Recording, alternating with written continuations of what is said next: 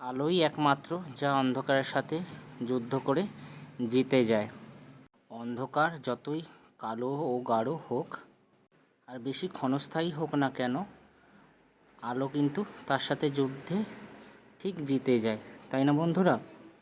এরকমই একটা অন্ধকার রাত্রের সাক্ষী ছিলাম আমরা, যেখানে আলোতে ভরে গিয়েছিল পুরো শহর। কী কারণে আলোতে পুরো শহর সেজেছিল সেটা আপনাদের জানাবো। সেটি জানতে হলে পুরো ভিডিওটা দেখতে হবে। তো নমস্কার বন্ধুরা, আমি প্রভাত আবারও চলে এলাম আপনাদের কাছে একটি নতুন ভিডিও নিয়ে। বন্ধুরা আপনাদের বলেছি কেন আলো দিয়ে সেজেছিল শহর সেটা জানাবো, তো সেটাই আপনাদের জানাচ্ছি।